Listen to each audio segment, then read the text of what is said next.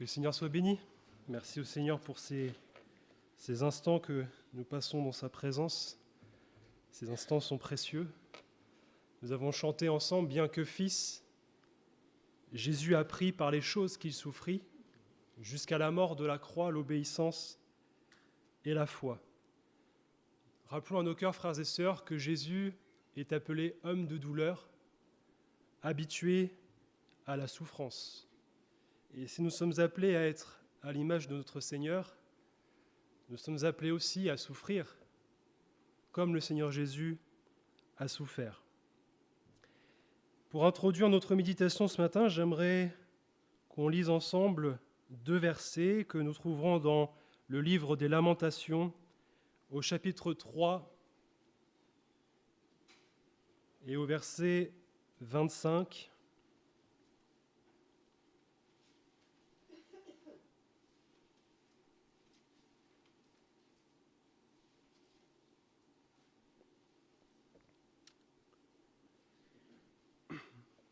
Nous lirons les versets 25 et 26, et ce sera le verset 26 sur lequel nous nous arrêterons ce matin. Lamentation chapitre 3, verset 25, « L'Éternel a de la bonté pour qui espère en lui, pour l'âme qui le cherche. Il est bon d'attendre en silence le secours de l'Éternel. Amen. » Il est bon d'attendre en silence le secours de l'Éternel. Il est vrai que si nous sommes vrais avec Dieu, devant Dieu, nous devons aussi être vrais avec nous-mêmes et reconnaître qu'il est difficile pour nous, en tant qu'êtres humains, d'attendre. Et encore plus, d'attendre en silence le secours de Dieu. Pourquoi ? Parce que nous voulons toujours les choses tout de suite, nous voulons toujours les choses maintenant, et si ce n'est pas tout de suite, c'est maintenant. Et si ce n'est pas maintenant, c'est tout de suite. Quand on vient au Seigneur, on a tendance à toujours réclamer, quelque part comme si nous étions dans un fast-food, dans un magasin, dans un restaurant, en se disant « Seigneur, donne, maintenant, j'ai faim. Donne-moi maintenant ce que j'ai besoin. » Or, la parole de Dieu nous montre ce matin qu'il est bon d'attendre en silence le secours de Dieu. Alors, il est évidemment question ici du secours du Seigneur, un secours qui a besoin d'être manifesté dans une situation périlleuse, extrême. Si on a besoin du secours du Seigneur, c'est qu'on se trouve forcément dans un moment, dans une situation qui nécessite l'intervention de Dieu. Et j'aimerais ce matin qu'on puisse s'attarder sur les 2 pensées que j'ai reçues de la part du Seigneur, c'est-à-dire sur « il est bon d'attendre » et puis nous verrons dans un second temps le silence, comme nous l'avons là tout de suite. La parole de Dieu se suffit à elle-même, je pourrais même m'arrêter, mais rassurez-vous, je vais quand même apporter ma méditation. Dieu nous amène toujours dans son école à apprendre quelque chose. La vie avec le Seigneur, c'est une école, c'est un moment, une vie qui est marquée par différentes étapes, et dans ces étapes, dans ces classes, le Seigneur nous apprend des leçons et il veut notamment nous apprendre la patience. Il veut nous apprendre à attendre bien sûr, mais en nous confiant en lui. Parce que le Seigneur ne joue pas avec nous, il ne se joue pas de nous non plus. Il ne s'amuse pas à nous faire attendre quelque chose juste par plaisir. Le Seigneur atteint toujours un but. Le Seigneur va toujours chercher à atteindre un objectif. Bien sûr, la patience, c'est un fruit de l'esprit. Et donc, cette patience, cette vie qui se développe en nous, cette vie de l'esprit, nous amène à ressembler au Seigneur Jésus, nous amène à être patients. Mais nous devons faire aussi la part des choses entre ce fruit de l'esprit et notre caractère, notre tempérament même. Si notre caractère a besoin d'être transformé par la vie de Jésus, nous avons aussi besoin, frères et sœurs, d'apprendre dans la foi. Et cette patience, elle se manifeste, j'ai envie de dire presque surtout, dans la foi. Dans le livre des Proverbes, au chapitre 19 et au verset 2, il est écrit que le manque de science n'est bon pour personne et celui qui précipite ses pas tombe dans le péché. Il est donc bon d'attendre, il est donc bon de ne pas se précipiter lorsque nous cherchons une direction, lorsque nous désirons quelque chose. Le Seigneur nous apprend à ne pas nous précipiter. Si nous nous confions en Dieu, si nous le prions, si nous lui demandons de nous conduire dans notre vie de tous les jours, que ce soit dans les petites choses comme dans les grandes choses, dans les petits projets comme dans les grands projets, si nous lui demandons de nous conduire et que, en lui disant « Seigneur, je te confie toute chose » et que derrière nous agissons, derrière nous faisons à notre tête, frères et sœurs, nous pouvons être amenés malheureusement à tomber dans le péché. Alors, je ne dis pas que le fait de faire quelque chose, ça va forcément nous amener dans le péché. Mais si on s'attend au Seigneur, si on se confie en lui, si on fait un vœu devant lui en disant « Seigneur, voilà, je ne vais pas faire ceci, je vais attendre ta réponse », et que malgré le fait que le Seigneur n'ait toujours pas répondu, nous agissions, nous remettons en cause, nous remettons en question notre confiance en Dieu. C'est ça, se précipiter, frères et sœurs. C'est ça, de vouloir absolument quelque chose et de ne pas attendre que le Seigneur nous donne cette chose. Ça peut être une direction, et on sait que dans des orientations, qu'elles soient professionnelles, qu'elles soient personnelles, on pourrait très vite se tromper, et les conséquences de cela, ça peut nous amener dans une situation de péché. Ça, le Seigneur aussi en est conscient, mais il faut que nous-mêmes, on en ait conscience. Parfois, on va dire « Seigneur, tu m'as fait perdre du temps. Seigneur, j'ai été dans telle situation et j'ai demandé telle direction et je suis là, Seigneur, à attendre. Mais Seigneur, j'en ai marre d'attendre. » C'est vrai que c'est dur. Frères et sœurs, c'est vrai que c'est difficile d'attendre le secours de l'Éternel.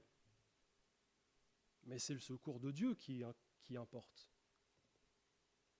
Nous, on aimerait toujours faire les choses, on aimerait toujours que les choses aillent vite. On a l'impression parfois qu'on peut être dans la marche avec le Seigneur et puis le fait de ne pas recevoir, peut-être parce que nous ne méritions pas la chose. Mais ce n'est pas une question de mérite, c'est une question de foi. C'est une question de patience. Parce que Dieu, lui, il est parfait. Et tout ce qu'il fait est parfait. S'il ne le fait pas, s'il ne l'a pas fait hier, s'il le fait aujourd'hui, il ne le fera pas demain. La parole de Dieu nous dit qu'il y a un temps pour tout. Eh bien, il y a un temps aussi où il faut attendre. Il y a un temps où il faut attendre que le Seigneur agisse. Il y a un temps où ça ne sert à rien de s'agiter. Il y a un temps où ça ne sert à rien de dire les choses. Il y a un temps où ça ne sert à rien de s'énerver. De toute façon, la colère, ça nous amène à quoi ? On fait le jeu du diable en s'énervant. Quand on cherche absolument à faire les choses alors que le Seigneur nous dit « attends », on n'est pas en train de faire la volonté du Seigneur. On est en train de faire notre volonté. Quand je méditais sur ce verset, j'ai eu l'exemple de Saül et j'aimerais vraiment qu'on le lise ensemble dans 1 Samuel au chapitre 13. Parce que s'il y a un homme qui a bien précipité les choses, je le crois, dans la parole de Dieu, en tout cas l'exemple, c'est celui de Saül. Dans 1 Samuel 13 au verset 5, on lira ces quelques versets. Alors Saül, on le sait, il a bien commencé avec le Seigneur.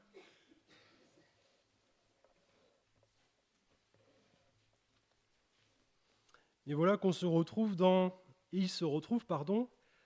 une situation périlleuse, Nous lisons au chapitre 13, au verset 5, « Les Philistins s'assemblèrent pour combattre Israël. Ils avaient 1000 chars et 6000 cavaliers, et ce peuple était innombrable comme le sable qui est sur le bord de la mer. Ils vinrent camper à Micmasque, à l'orient de Beth-Aven. Les hommes d'Israël se virent à l'extrémité, car ils étaient serrés de près, et ils se cachèrent dans les cavernes, dans les buissons, dans les rochers, dans les tours et dans les citernes. Il y eut aussi des Hébreux qui passèrent le Jourdain pour aller au pays de Gad et de Galaad. Saül était encore à Gilgal, et tout le peuple qui se trouvait auprès de lui tremblait. Il attendit 7 jours, selon le terme fixé par Samuel, mais Samuel n'arrivait pas à Gilgal, et le peuple se dispersait loin de Saül. Alors Saül dit, « Amenez-moi l'holocauste et les sacrifices d'action de grâce. » Et il offrit l'holocauste. Comme il achevait d'offrir l'holocauste, voici, Samuel arriva, et Saül sortit au-devant de lui pour le saluer. Samuel dit, « Qu'as-tu fait » Saül répondit, « Lorsque j'ai vu que le peuple se dispersait loin de moi, que tu n'arrivais pas au terme fixé, et que les Philistins étaient assemblés à Micmasque, je me suis dit, les Philistins vont descendre contre moi à Gilgal, et je n'ai pas imploré l'Éternel. C'est alors que je me suis fait violence et que j'ai offert l'holocauste. » Samuel dit à Saül, « Tu as agi en insensé. Tu n'as pas observé le commandement que l'Éternel, ton Dieu, t'avait donné. L'Éternel aurait affermi pour toujours ton règne sur Israël, et maintenant ton règne ne durera point. L'Éternel s'est choisi un homme selon son cœur, et l'Éternel l'a destiné à être le chef de son peuple, parce que tu n'as pas observé ce que l'Éternel t'avait commandé. » Amen. Une situation périlleuse, frères et sœurs. Une situation difficile et, je dirais même, intenable. Ce peuple était à Gilgal avec Saül, avec leur nouveau roi. Ils ont attendu 7 jours, terme fixé par Samuel, et ils voyaient les ennemis en train de s'assembler, se rassembler, en train de peut-être établir leur stratégie autour de Gilgal, et certainement ce peuple, on l'a lu ensemble, était en train de trembler. Et voilà que Saül, en train de compter les heures, les jours, les heures, les minutes, elle se dit, il y a un moment où la bataille va avoir lieu, il y a un moment où la guerre va avoir lieu, et il faut faire quelque chose là. On ne peut pas aller combattre sans réclamer la grâce, sans implorer notre Dieu. Et voilà que Saül va outrepasser ses fonctions. Voilà que Saül va tout simplement agir, nous dit la parole de Dieu, en insensé, c'est-à-dire qu'il va manquer de sens. Alors il ne s'est pas précipité comme nous on aurait pu le croire. Il a quand même attendu 7 jours. Nous, dans notre esprit, c'est un peu pareil. On va des fois se fixer une limite, on va dire, bon, je vais attendre tant de temps. 7 jours, 1 mois, 1 an peut-être. Et puis après, on verra bien. Donc on établit, nous, notre limite chronologique, et on n'est même pas capable de respecter cette limite. Parce qu'on a en nous quelque chose, c'est qu'on est humain, et que quand on voit le terme qui approche, on se précipite. C'est terrible ce qui s'est passé quand même. Saül, il a perdu son règne, en tout cas pour la suite de sa famille, j'ai envie de dire à quelques minutes, à quelques heures près. On peut passer à côté de la volonté de Dieu simplement parce qu'on ne va pas attendre quelques minutes ou quelques jours. Il va recevoir pourtant cette parole de Samuel, c'est un prophète Samuel. Il parle de la part de Dieu, et on n'a pas besoin, à cette époque, on n'a pas besoin de présenter Samuel. Tout le peuple connaît Samuel, tout le peuple sait quelle relation il a avec le Seigneur. Et bien que ce prophète ait dit à Saül, tu vas attendre tant de temps, et donc 7 jours, et je vais arriver à Gilgal, et je vais faire l'Holocauste, Saül, malgré cette parole, n'a pas écouté, n'a pas obéi. Et cette désobéissance, le péché, a amené Saül à perdre tout simplement le trône. Et à partir de là, il va avoir une jalousie qui va s'établir puisqu'il va apprendre que le Seigneur a choisi un autre homme selon son cœur. Pourquoi est-ce que Dieu a donné ce délai à Saül ? Parce que, frères et sœurs, Dieu nous éprouve dans notre foi et dans notre obéissance. C'est bien d'appartenir au Seigneur, de vouloir faire sa volonté. Et le Seigneur sait comment nous sommes dans notre cœur. Mais il y a aussi un temps où le Seigneur nous éprouve. Il y a un temps où le Seigneur nous met à l'épreuve de notre obéissance. Et il faut vraiment, frères et sœurs, que nous ayons conscience de ces choses. Encore une fois, c'est une question j'ai envie de dire de vie ou de mort, mais c'est une question spirituelle qu'il y a derrière. C'est notre âme, c'est de notre âme dont il est question, frères et sœurs. On l'a vu avec Saül, on l'a lu, il a quand même perdu le trône. C'est à partir de là où Saül va totalement déraisonner et qu'il va aller vers d'autres choses, d'autres esprits que celui du Seigneur. Être capable d'obéir au Seigneur quoi qu'il arrive et peu importe les circonstances nécessite de chacun de nous d'être à l'écoute et d'être à l'attente. Il est écrit que la foi, dans la parole de Dieu, la foi est agissante. C'est vrai que la foi est agissante. Comme la foi, c'est ce que l'on entend, et ce que l'on entend vient de la parole de Dieu, si nous entendons les choses de la part du Seigneur, nous devons agir. Sauf que agir par la foi, ça ne signifie pas tenter le Seigneur. Agir par la foi, c'est pas dire au Seigneur, je vais faire ci, je vais faire ça, parce que je le crois. Je crois qu'il y a aussi parfois une mauvaise interprétation, mais il ne faut pas mettre la charrue avant les bœufs. Il ne faut pas mettre la foi avant la parole de Dieu. C'est d'abord la parole de Dieu, et ensuite la foi. Vous savez, j'ai entendu un jour le témoignage d'une jeune femme qui était venue au Seigneur, convertie depuis quelque temps, et elle apprend qu'elle a une maladie grave, incurable. Malgré ça, le médecin lui donne un traitement. Et alors qu'elle commence à suivre son traitement, elle va voir son pasteur en disant « Voilà, j'apprends cette nouvelle, j'ai cette maladie, et le médecin me donne ce traitement. » Et ce pasteur a eu comme très bon conseil, on va dire, de dire « Mais tu as la foi maintenant, tu as le Seigneur Jésus. » Oui. Bon bah Jésus guérit. Oui. Bon bah tu prends plus ton traitement. Cette jeune femme, qu'est-ce qu'elle a fait, venant d'un pasteur? Elle a écouté et elle est décédée quelques mois après. Alors bien sûr, elle est décédée dans le Seigneur, donc elle est au Seigneur. Mes frères et sœurs, quel insensé. Bien sûr, Jésus guérit. On le croit. Le Seigneur guérit encore aujourd'hui. Mes frères et sœurs, il ne faut pas mettre la charrue avant les bœufs. Ça, c'est le problème des fois qu'on a des chrétiens. On met la foi avant la parole de Dieu. Mais ce n'est pas ça. C'est d'abord recevez de la part du Seigneur une parole. Recevez de lui quelque chose avant d'agir. On n'arrête pas un traitement médical comme ça. Sauf si on reçoit du Seigneur une parole précise.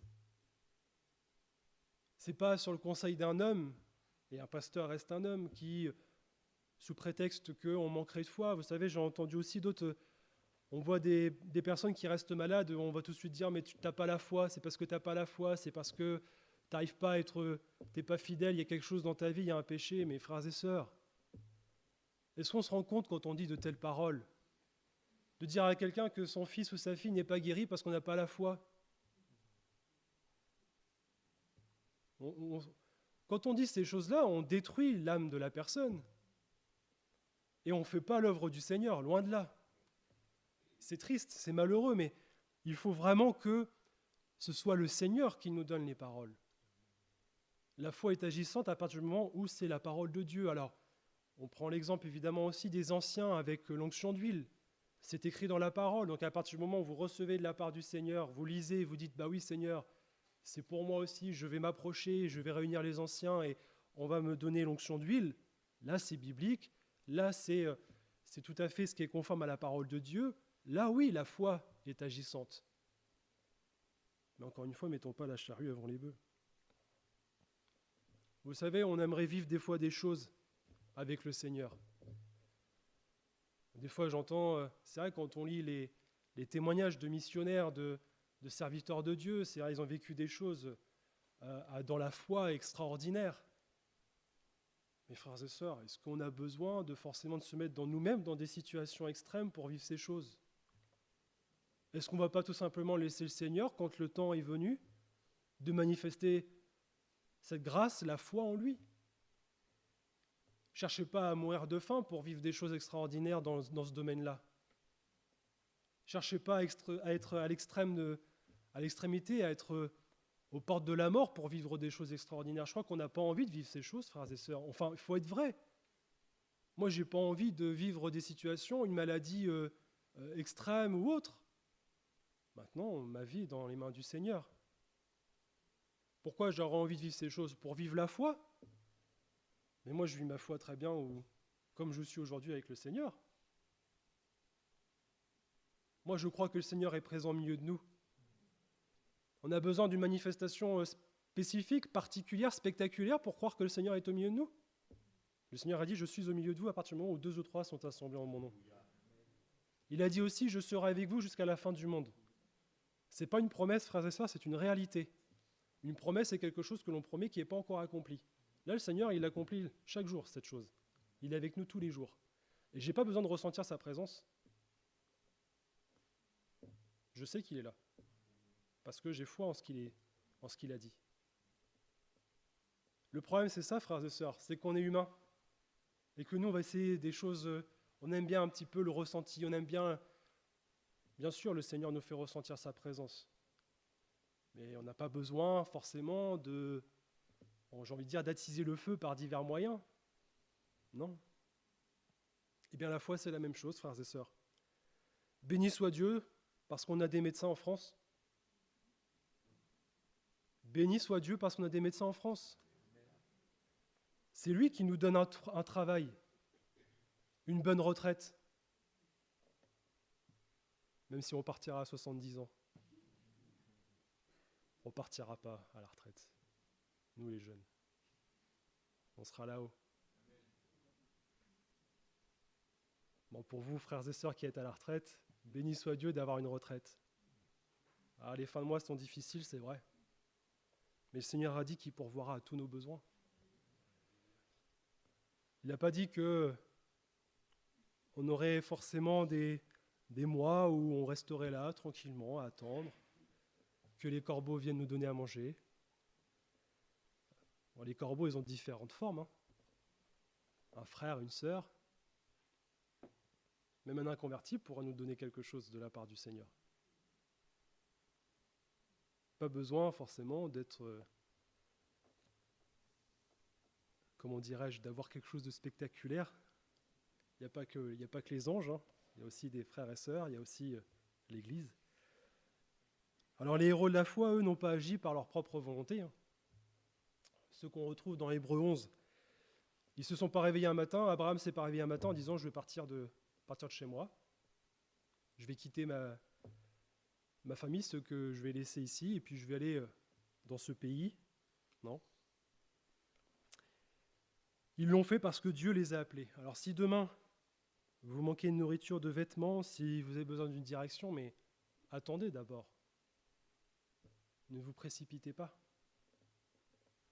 Il est bon d'attendre en silence le secours de l'Éternel.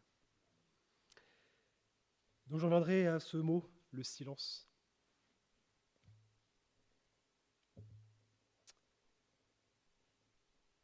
Est-ce qu'on aime bien le silence? Quand deux personnes sont ensemble et qu'elles ne parlent pas, est-ce qu'on aime ce silence? Il y en a, ils n'aiment pas ça. Alors, je ne vais pas les citer parce que je les mettrai mal à l'aise, mais dès que vous vous retrouvez seul avec elles et que vous ne parlez plus, elles ont besoin de parler. Elles n'aiment pas le silence. Il faut toujours qu'il y ait quelque chose, un bruit. D'autres aussi aiment bien parler. C'est vrai. Pour ne rien dire parfois. C'est vrai. Il faut dire les choses. Parfois, on va parler pour ne rien dire. Oh, il fait beau aujourd'hui. Ouais. Hier, il faisait froid. Ouais. Ah, puis demain, il fera encore plus froid. Oui. Ça, c'est parler pour ne rien dire, frères et sœurs. Absence de parole. Notre oreille, qui a entendu parler du Seigneur, n'entend plus rien. On ne ressent plus les choses. On ne voit plus. Eh bien, il y a des périodes pendant lesquelles où le Seigneur n'a pas besoin de parler, frères et sœurs. Il y a des moments où le Seigneur n'a pas besoin forcément de toujours être bavard avec nous, et il se tait. Parfois, il se tait parce que le Seigneur, il a beau parler, on n'en fait qu'à notre tête. Alors il dit, que je parle ou que je ne parle pas, de toute façon, t'en fais qu'à ta tête. Donc le Seigneur, il va économiser sa salive, puis il ne va plus parler. Donc nous, on continue. Puis à un moment, on se dit, c'est bizarre, j'ai l'impression de faire un monologue. J'ai l'impression de parler tout seul. Oui, tu parles tout seul. Alors quand c'est comme ça, on prend le temps, on s'arrête. On dit, mais Seigneur, en fait, pourquoi tu ne parles plus? Ah, peut-être parce que tu n'as rien à dire, Seigneur. Peut-être même que je te saoule. Peut-être même que je t'agace par mes paroles. Bon, je dis en souriant, frères et sœurs, mais comprenez, ça peut, des fois on peut agacer le Seigneur. Hein. Ça peut arriver, hein, il est lent à la colère et il est doux, il est humble. Mais le Seigneur, parfois, il va dire, bon, c'est bon, t'as fini de parler ou tu vas me laisser agir un petit peu? Le Seigneur est comme ça avec nous. Les silences de Dieu, il y en a eu dans l'histoire du peuple de Dieu. Entre Malachie et Matthieu, il y a quand même 4 siècles. Hein. 400 ans. C'est comme si la dernière fois que le Seigneur avait parlé, c'était sous le règne de Louis XIII, en France. 4 siècles.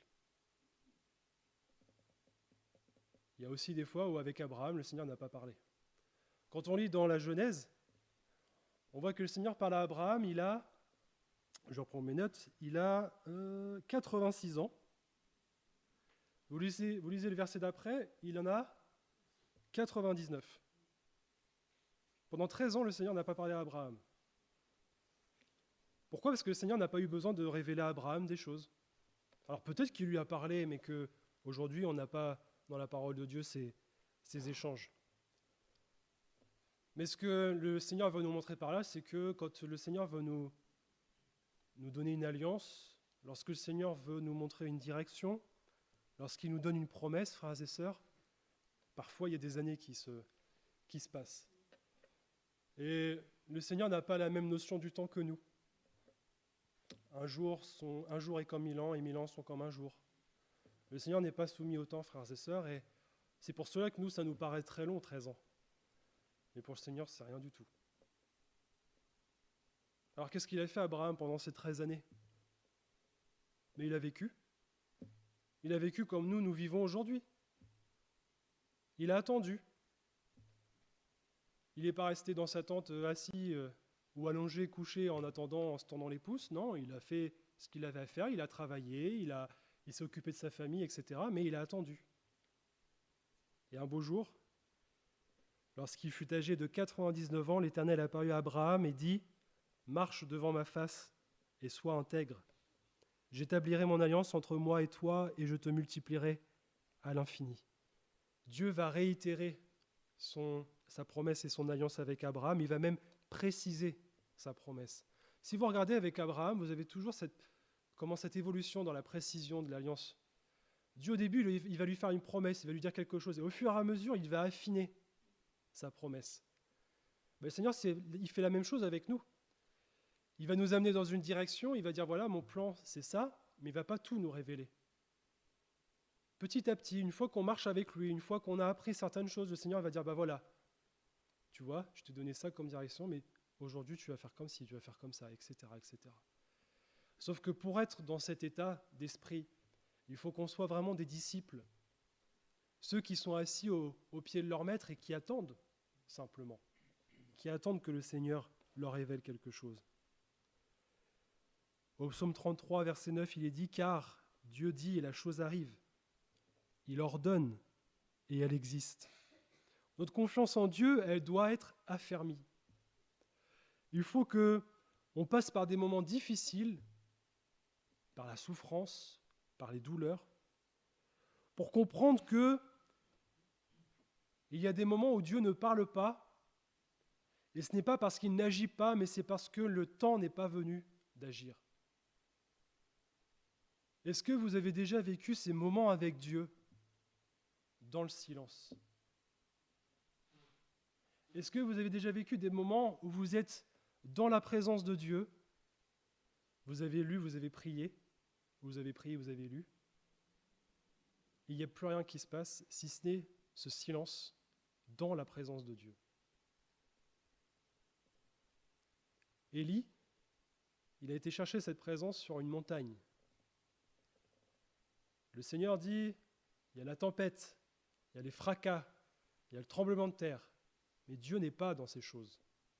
Il n'est pas dans l'agitation, il n'est pas dans le bruit. C'est lorsqu'il y a eu un murmure, quelque chose de doux, quelque chose de léger, que là, Dieu est venu parler à Élie. En plus, il a parlé à Élie, mais en plus, il a répété ce qu'il avait déjà dit. Que fais-tu là, Élie? Le Seigneur va faire pareil avec nous, frères et sœurs. On va être dans une situation très compliquée. On va crier à lui, on va le chercher, et on va se retrouver dans sa présence. Et on va croire qu'en faisant les choses, en s'agitant, le Seigneur va nous parler, mais non. Il faut qu'on laisse les agitations de ce monde, il faut qu'on laisse tout ça passer et écouter le murmure de Dieu. Et ça, frères et sœurs, ça demande d'avoir vraiment un cœur attentif. Ça demande d'avoir vraiment un esprit dans cette disposition, dans ce désir de vraiment chercher, d'être sensible à la voix de Dieu. Et frères et sœurs, on ne peut pas apprendre cela d'un claquement de doigts. Ça demande de la discipline, ça demande de passer du temps avec le Seigneur. Élie, il a attendu 40 jours, pas sur la montagne, mais il a attendu 40 jours. Et nous, on va ouvrir la porte de notre chambre, on va fermer la porte, puis on va dire, bon Seigneur, maintenant tu me parles. Le Seigneur va dire, bon, je vais te parler, mais prends le temps de louer le Seigneur. Prends le temps de contempler ton Dieu. Prenez le temps de compter les bienfaits de Dieu. Prenez le temps de le prier, mais de le louer, de l'adorer, de considérer tout ce qu'il est. Déjà, vous passez un petit moment. Et puis là, vous avez votre cœur, votre âme qui, naturellement, j'ai envie de dire, est connectée au ciel. Elle est en communion avec le Seigneur. Et là, vous avez le Seigneur qui vient vous parler, qui vient vous réconforter, qui vient vous fortifier, peut-être même sans parler, mais juste par sa présence. C'est pour cela, frères et sœurs, que je comprends que le Seigneur nous dise qu'il est bon d'attendre en silence le secours de l'Éternel. C'est précieux. Je me rappelle, je l'ai vécu une fois. Je ne m'y attendais pas du tout. J'étais au début de ma conversion. Et il a fallu qu'il y ait une coupure d'électricité. Quand je me retrouve dans le noir quasiment tout seul et je me dis, bon, je vais prier. J'étais au début de ma conversion, je dis, je vais prier. Mais j'ai vécu un moment. Quand vous viviez ces choses-là, vous savez, après vous connaissez la présence de Dieu, mais on nous dit après, on n'a qu'une envie, c'est de reconnaître, de revivre ces choses-là, d'aller plus loin avec le Seigneur. Voilà, parfois il y a des circonstances que le Seigneur nous donne. Profitons de ces circonstances. On s'en fiche de ce qui se passe ici-bas. On ne va pas regarder ce qui se passe à la télé, c'est déprimant. Ce qui se passe sur Internet, c'est déprimant. Ce qu'on entend même autour de nous, c'est déprimant. Mais il n'y a pas de dépression avec le Seigneur, dans sa présence. Ce que je veux dire qu'il n'y a pas de dépression, c'est qu'il n'y a pas de choses qui dépriment. Avec le Seigneur, il y a forcément du réconfort. Avec le Seigneur, il y a forcément son amour. Il y a forcément sa divine présence qui vient réchauffer nos cœurs, nos âmes. Ouais. Il est comme ça, notre Seigneur. Il se révèle dans le murmure, il se révèle dans le silence. On a sa parole, mais pourtant, c'est dans les silences que le Seigneur parle le mieux. Parce qu'on arrive à s'abandonner à nous-mêmes, frères et sœurs. On arrive vraiment à se faire taire notre soi, notre propre voix à l'intérieur. On arrive à la faire taire et là, on écoute ce que Dieu a vraiment à nous dire. Évidemment, ce verset, il est bon d'attendre en silence ce secours de l'Éternel. C'est aussi valable pour ceux et celles qui vivent des situations très difficiles. Et j'aimerais par là aussi, parce que je l'ai eu sur le cœur, il faut que je le dise, mais ceux qui vivent des situations où ils ont l'impression d'être persécutés, où ils ont le sentiment aussi d'être accablés par toutes sortes de choses. Eh bien, mon frère, ma sœur, ne cherche pas à te venger. Ne cherche pas à t'agiter. Laisse le Seigneur faire. Le Seigneur a dit, heureux serez-vous quand on vous persécutera, qu'on dira des choses fausses sur vous. On vous dit des choses fausses sur vous, mais la vérité, le Seigneur, c'est lui qui l'a. Tôt ou tard, la vérité, elle se révélera. Mais nous, il faut attendre en silence. Alors je sais, on aura envie des fois d'agir, de réagir même, mais le Seigneur nous dit non, attends en silence. À moi la rétribution, à moi la vengeance, dit le Seigneur dans sa parole. Je terminerai par cela, frères et sœurs, en vous posant ces quelques questions. Si vous attendez une direction dans votre vie, si vous attendez qu'une situation change, qu'elle s'améliore, si vous vous retrouvez en péril, comme si vous étiez entouré d'ennemis, comme si vous viviez à l'extrémité, eh bien, apprenez à attendre en silence le secours de l'Éternel. Et si vous êtes aussi dans votre santé, dans votre vie personnelle ou même professionnelle, dans ces situations extrêmes, attendez en silence le secours de l'Éternel. Ne répondez pas à ceux qui vous calomnient. Ne répondez pas à ceux qui vous frappent. Laissez le Seigneur faire. Je terminerai juste par là, mais... Désolé Florence. Elle a vécu quelque chose dans son travail. Elle a un collègue qui se retrouvait juste à côté d'elle au bureau et qui se moquait volontairement de Dieu. Au point même qu'il mettait des images de Dieu, qu'on peut trouver sur Internet, qui scotchaient, et qu'en fait, Florence, quand elle était assise, elle voyait ce collègue avec des auréoles, des choses comme ça, en disant « Je suis ton Dieu », etc. Et c'était ça pendant des jours, etc. Florence, bon, mis à part le fait qu'elle lui a dit « C'est pas très intelligent de faire ça, pas très respectueux », elle n'a rien dit. Aujourd'hui, ce collègue, il n'est plus à côté d'elle, il a fait un burn-out, et je crois qu'aujourd'hui, ce serait plus lui qui aurait besoin de Dieu. Ce que je veux dire par là, frères et sœurs, c'est que vous pouvez être dans des situations où même des gens peuvent se moquer de Dieu et peuvent se servir de ça pour vous faire du mal. On ne touche pas à l'église du Seigneur impunément. Dieu s'en charge. Il ne faut pas qu'on ait cet esprit en disant « Seigneur, fais descendre le feu, la foudre sur ces personnes-là ». Non, bien au contraire, il faut qu'on soit miséricordieux. Qu'on dise « Seigneur, fais leur grâce » parce qu'ils ne savent pas ce qu'ils font. Pardonne-leur. Et par là aussi, le Seigneur va manifester sa justice. Il va manifester sa grâce. Alors voilà, frères et sœurs, repartons de ce lieu avec cette parole du Seigneur. Qu'il est bon d'attendre en silence son secours. Que le Seigneur vous bénisse.